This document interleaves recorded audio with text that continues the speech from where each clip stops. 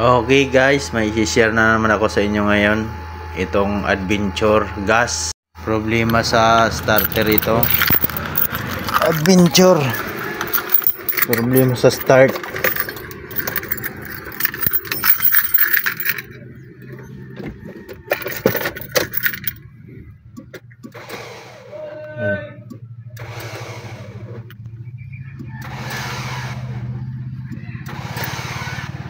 Ayan. Yun. Ayaw mag-start. Starter. Problema.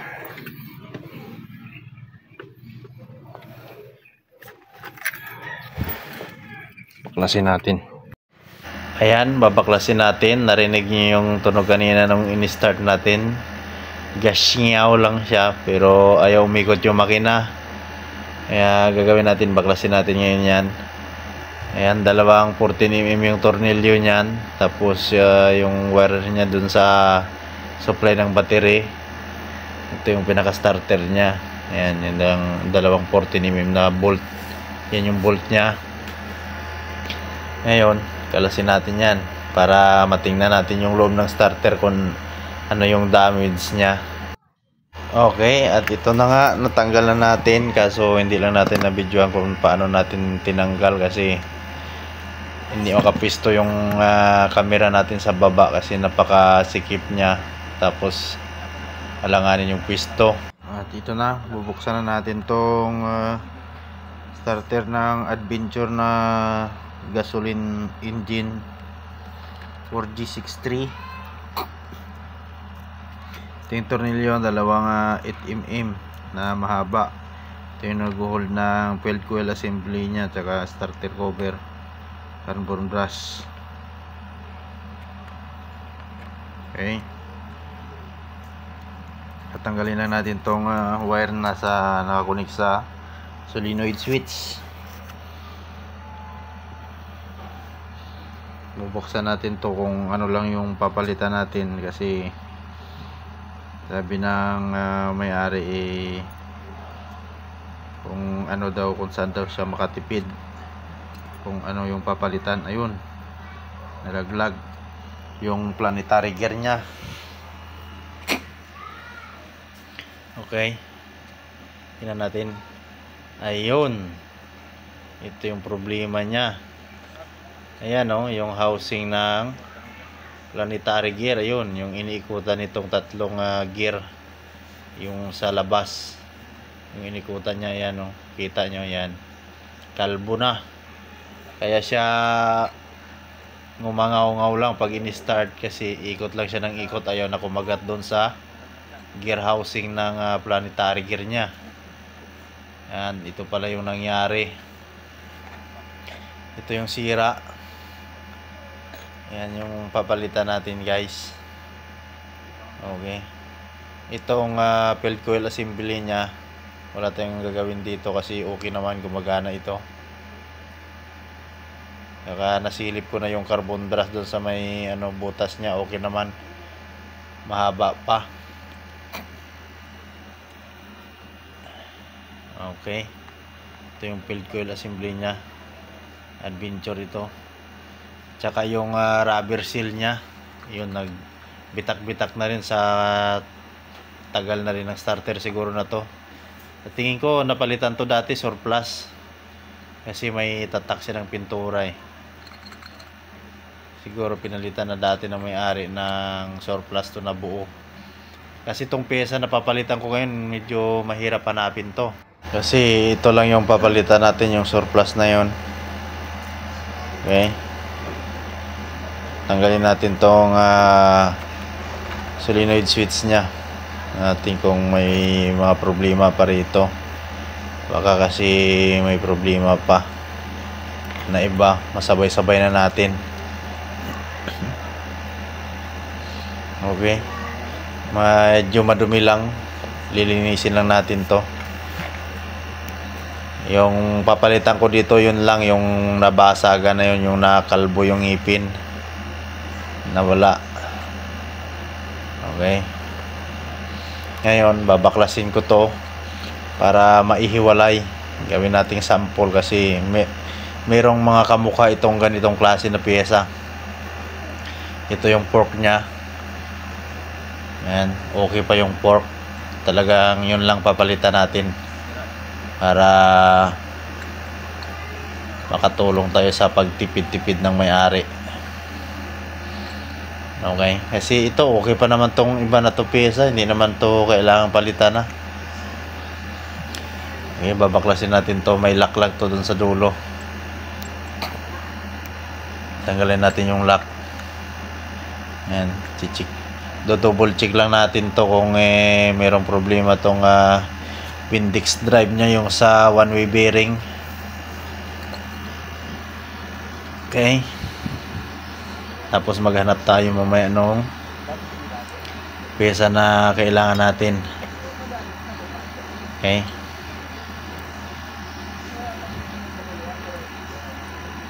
Tatanggalin natin yung lock dito.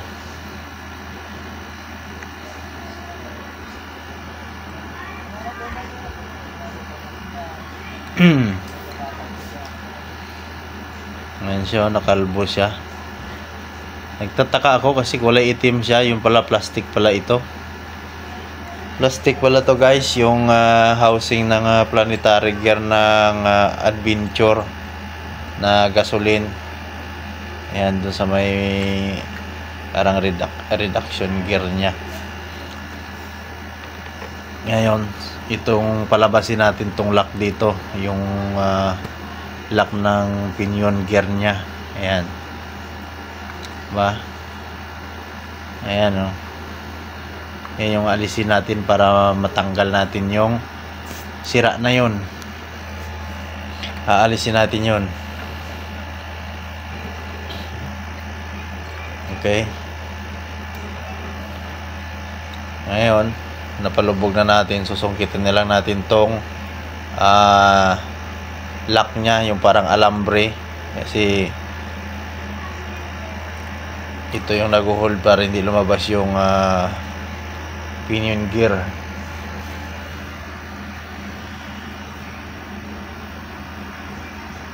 Okay, tanggal na.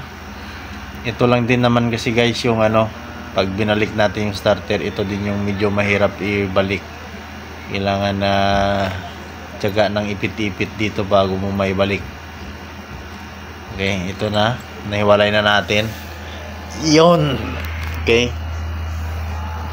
yan yung papalitan natin. Ito, ayan, wala nang ipin, di ba? Ayan, kalbo na, wala na yung gear nya. Okay, dito yung nakapasok. Ayun, hahanapan na natin ito ng pyesa. Maghanap muna tayo ng pyesa nito guys. Okay, ito na yung pyesa ng Adventure natin sa starter. Yung luma, itong problema nya, ito yung gear dito, kalbo na yan, yan, kalbo na yung gear. Ito, nakahanap tayo sa surplus, may bakal. Ito yung kinuha natin, yung bakal na. Kaya nito na plastic, nadurog na. Okay, simbulin na natin to.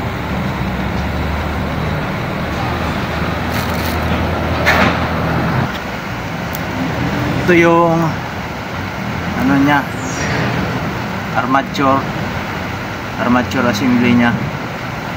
Ito na yung field coil. Okay pa ito, mahaba pa yung carbon brush. Ito lang talaga yung problema nya kung bakit ini-start natin umiikot pero ayaw kumagat sa makina.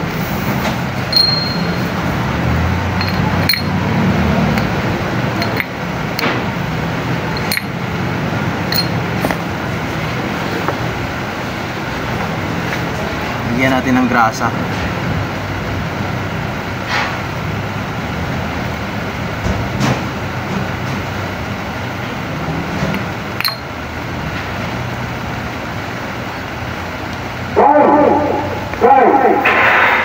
Okay, kaya hindi ko na pinapakaya. Ito yung Bindix.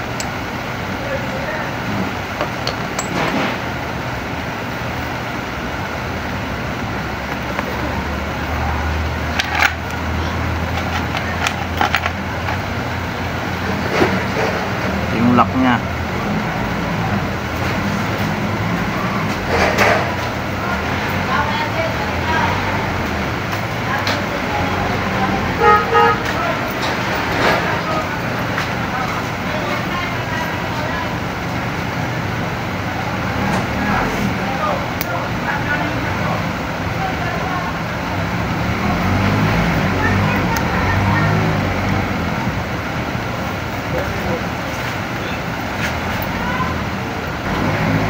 Yung mahirap dito ay ano, tuloy matigas dito ikabit itong lock.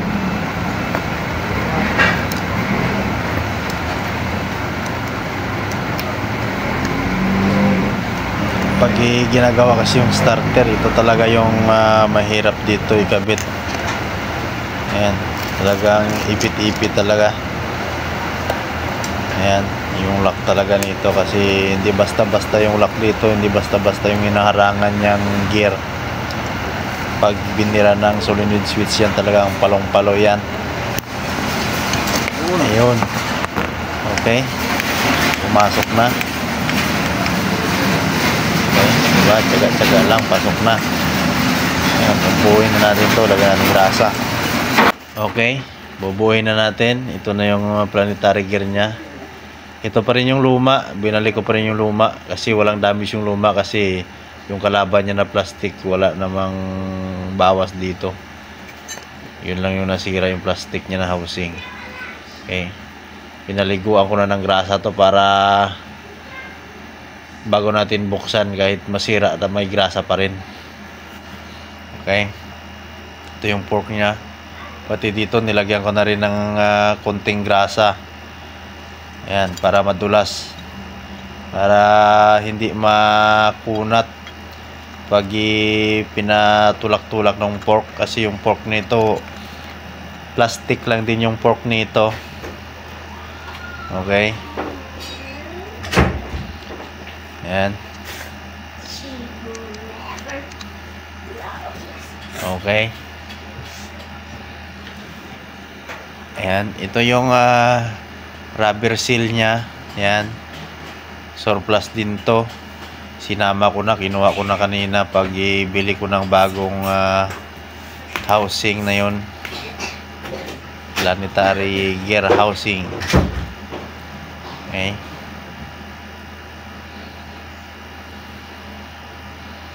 ayan. Okay, nilagyan ko pa ng konting grasa para magsawa siya sa grasa. Kasi yun yung ko siguro, kasi kunti na lang yung grasa kaya siya nasira yung ano, pero talagang masisira na rin siya kasi sa tanda na ng sasakyan, tanda na rin tong starter na to, sa mukha pa lang matanda na rin kaya siya bumigay. Okay, ito yung damper nya. Ayan, nakabit na natin, nasimbol na natin to para may kabit na natin sa unit kung talagang ayos na ba. Siyempre bago natin kabit, testing muna natin dito sa labas, baka mamaya ayaw umikot. Dati umiikot, ngayon baka hindi na umikot, kaya kailangan i-testing muna natin.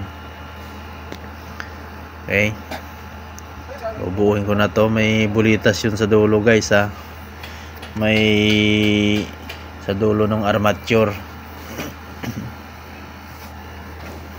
Okay, ayan, pinupuk-puk-puk ko na ng kamay kasi parang may plano pang umatras kasi yun dun sa may ano, napasukan ng grasa kasi yung butas nung sa bulitas kaya lumalaban.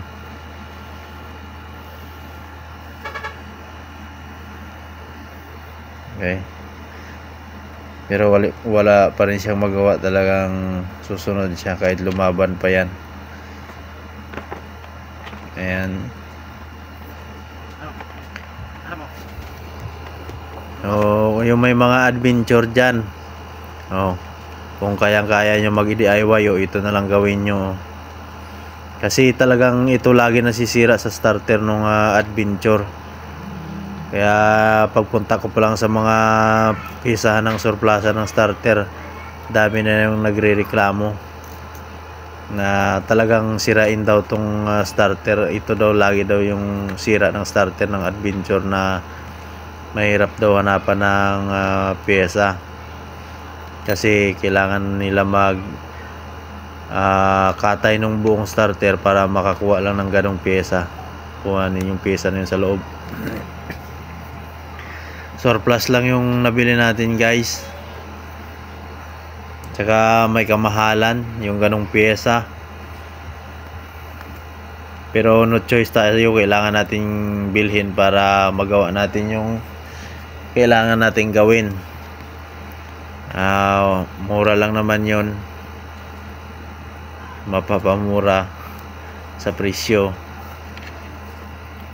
Bali bili ko nun pala nasa 1K yung pyesa na yun, yung pinalitan natin. Okay, ngayon bubuuin na natin to para matesting na. Nakachamba tayo ng ganong pyesa na bakal yung housing na ganon.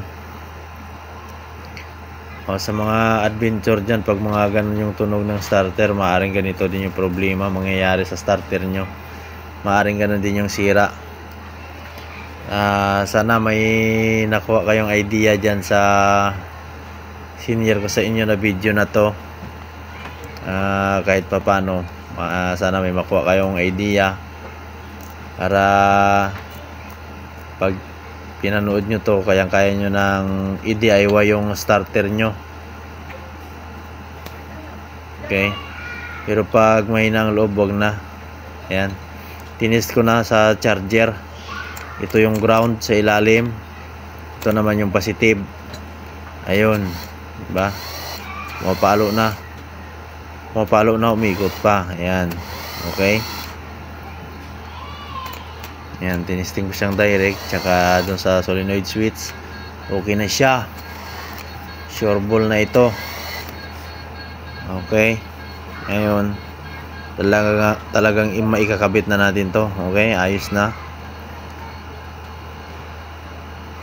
Ngayon kakabit na natin to sa unit para matesting na natin, kasi pahapon na. Pupuntahan pa natin yung unit. Ngayon, kabit na natin yung i-repair nating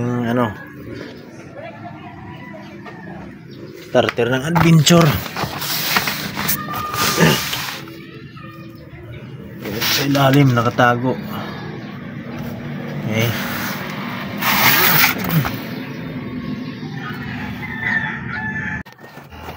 Okay. Dito tayo sa ilalim. Babanatan na natin. Ito na, medyo mahirap yung posisyon, mahirap talaga kasi nasa likod na side nung starter. Pag nakakabit yung wire na yan, hindi naman natin madukot sa taas na dukot-dukot lang. Kailangan pag doon mo siya binanatan sa taas is tanggalin mo pa yung intake. Kaso lang ganitong sitwasyon, pahapon na, padilim na siya, magsi-6 na ng hapon. Ayan,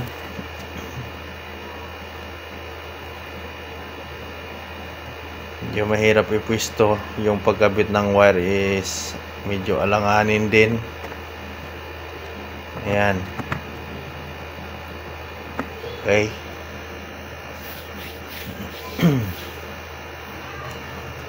Tsaga-tsaga lang para may linaga.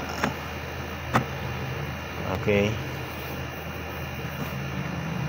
sana may makuha kayong idea, guys, help naman ng YouTube channel ko. Pa-like naman and subscribe. Maraming salamat sa inyo sa panonood nyo sa mga video ko. Sana makatulong ako kahit pa paano may makuha kayong idea sa pag-repair ng starter nyo. Okay,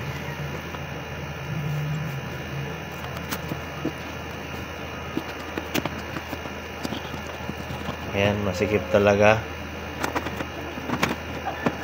Ayan, hirap din yung cellphone natin makakita. Okay, nagamit na natin. Ayan, sikip starter nya, mahirap kabit yung wire.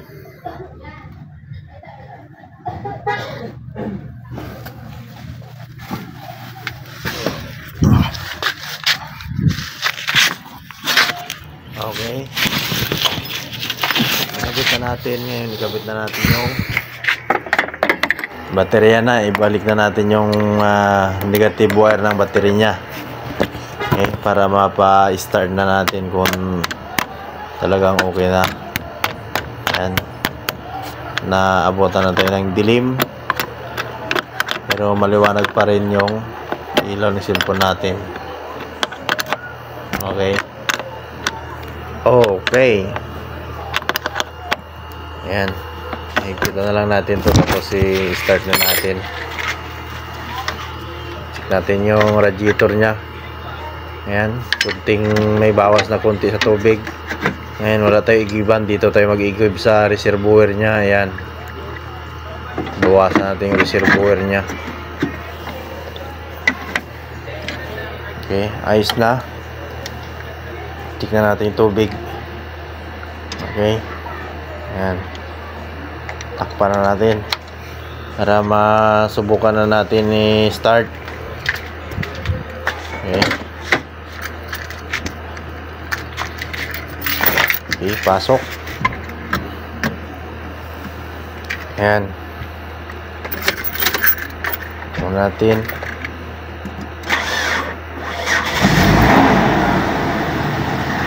Ayan. Okay. Start na. Okay. Mandar na. Ayan. Start natin ulit. Ayan. Start natin ulit. Start.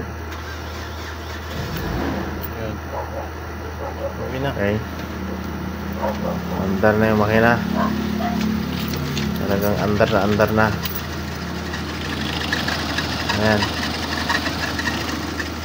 Okay guys, ayos na. Maraming salamat sa panonood guys. Thank you.